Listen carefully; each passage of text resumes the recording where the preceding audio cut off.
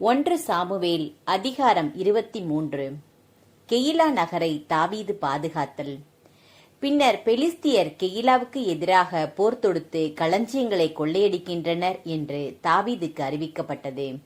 ஆதலால் தாவீது, நான் சென்று இப்பெலிஸ்தியரை முறியடிக்கலாமா என்று ஆண்டவரிடம் ஆலோசனை கேட்டதற்கு ஆண்டவர் தாவீதிடம், நீ போய் பெலிஸ்தியரை முறியடித்து கெயிலாவை காப்பாற்று என்று பதிலளித்தார். ஆனால் தாவீதின் வீரர்கள் அவரை நோக்கி, நாம் யூதாவில் இருக்கும்போதே இப்படி அஞ்சுகிறோம். பெலிஸ்தியர் படைகளுக்கு எதிராக நாம் கெயிலாவுக்கு சென்றால் இன்னும் எவ்வளவு அஞ்சுவோம் என்றனர். தாவீது மீண்டும் ஆண்டவரிடம் ஆலோசனை கேட்டார். ஆண்டவர் அவருக்கு மறுமொழியாக, கெயிலாவுக்கு புறப்பட்டு போ, ஏனெனில் பெலிஸ்தியரை உன்னிடம் ஒப்புவிப்பேன் என்றார். பின்பு தாவீதும் அவர்தம் வீரர்களும் கெயிலாவுக்கு சென்று பெலிஸ்தியரோடு போரிட்டனர். அவர் அவர்களுக்கு பேரிழப்பை உண்டாக்கி அவர்களின் கால்நடைகளை ஓட்டிச் சென்றார். இவ்வாறு தாவீது கெயிலா வாழ் மக்களை விடுவித்தார். அகிமெலேக்கின் மகன் அபியத்தார் தாவீதிடம் ஓடி வந்தபோது ஓர் ஏப்போதை தம்முடன் எடுத்து வந்திருந்தார். பின்னர் தாவீது கெயிலாவுக்கு வந்திருப்பது பற்றி சவுலுக்கு தெரிவிக்கப்பட்ட போது, சவுல், கடவுள் அவனை என்னிடம் ஒப்புவித்துள்ளார், ஏனெனில் கதவுகளும் தாழ்பால்களும் உள்ள நகரில் நுழைந்து அவன் மாட்டிக்கொண்டான் என்றார். அடுத்து கெயிலா மீது படையெடுத்து தாவீதையும் அவர் வீரர்களையும் முற்றுகையிடுமாறு சவுல் தம் வீரர்கள் எல்லாரையும் போருக்கு அழைத்தார். சவுல் தமக்கு தீங்கு செய்ய திட்டமிடுகிறார் என்று தாவீது அறிந்து குரு அபியத்தாரிடம், ஏப்போதை இங்கு கொண்டு வா என்றார். பிறகு தாவீது, இஸ்ரேலின் கடவுளாகிய ஆண்டவரே, என் பொருட்டு சவுல் கெயிலாவுக்கு வந்து அந்நகரை அழிக்க திட்டமிட்டுள்ளதை அடியான் நான் பன்முறை கேள்விப்பட்டேன்.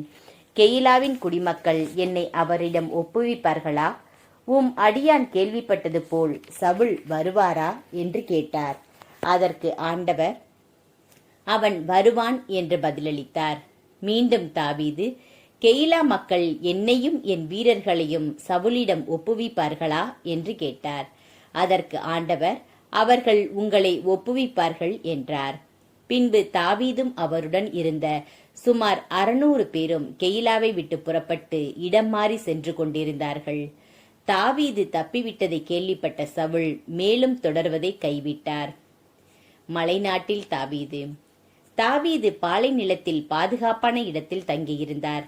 மலை நாடான சீபு பாலை நிலப்பகுதிகளில் தங்கியிருந்தவரை சவுல் ஒவ்வொரு நாளும் தேடியும் கடவுள் அவரை அவரிடம் ஒப்புவிக்கவில்லை.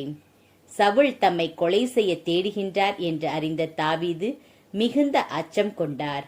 ஆதலால் ஓர்சாவில் உள்ள சீபு பாலை நிலத்தில் தங்கியிருந்தார். சவுலின் மகன் யோனத்தான் புறப்பட்டு ஓர்சாவில் இருந்த தாவீதிடம் வந்து கடவுள் அவரை பாதுகாப்பார் என்று திடப்படுத்தினார். அவர் தாவீதிடம், அஞ்சாதே, என் தந்தை சவுல் உன்னை கண்டுபிடிக்க மாட்டார். நீ இஸ்ரேலுக்கு அரசனாவாய். அப்பொழுது நான் உனக்கு அடுத்த இடத்தை வகிப்பேன். என் தந்தை சவுல் கூட இதை அறிவார் என்றார். ஆண்டவர் திருமுன் இருவரும் ஓர் உடன்படிக்கை செய்து கொண்டனர். தாவீது ஓர்சாவிலேயே இருக்க யோனத்தான் வீடு திரும்பினான். பின்பு சீபியர் கிபையாவில் இருந்த சவுலிடம் சென்று, தாவீது எங்கள் பகுதியில் எசிமோனுக்கு தெற்கே உள்ள அக்கிலா என்ற மலைநாட்டில் ஓர்சாவின் பாதுகாப்பான இடத்தில் ஒளிந்து கொண்டிருக்கிறான் அல்லவா? அரசே, விருப்பத்தின்படி இப்பொழுதே வாரும், அவனை நாங்கள் அரசரிடம் ஒப்புவிக்கிறோம் என்று கூறினர். சவுல் அவர்களை பார்த்து, நீங்கள் என் மீது இரக்கம் காட்டியதால் ஆண்டவரின் ஆசியை பெறுவீர்களாக. நீங்கள் போய் அவன் நடமாடுகிற இடம் எதுவென்றும் யார் அவனை அங்கு பார்த்தவன் என்றும் இன்னும் நன்றாக ஆய்ந்து அறியுங்கள். ஏனெனில் அவன் மிகவும் சூழ்ச்சி மிக்கவன் என்று எனக்கு தெரிய வந்தது. ஆதலால் அவன் ஒளிந்து கொண்டிருக்கும் எல்லா மறைவிடங்களையும் குறித்து கொண்டு உறுதியான தகவல்களுடன் என்னிடம் திரும்பி வாருங்கள். அப்பொழுது நான் உங்களோடு செல்வேன். அவன் நாட்டில் இருந்தால் பல்லாயிர யூத மக்கள் வாழும் பகுதியிலும் அவனை தேடி கண்டுபிடித்து விடுவேன் என்றார். அவர்கள் சவுலுக்கு முன்னரே சீபுக்கு புறப்பட்டு சென்றனர். பின்பு தாவீதும் அவர்தம் ஆள்களும் எசிமோனுக்கு தெற்கே அராபாவிலுள்ள மாவோன் பாலை நிலத்தில் இருந்தனர். சவுலும் அவர் ஆள்களும் அவரை தேடிச் சென்றனர்.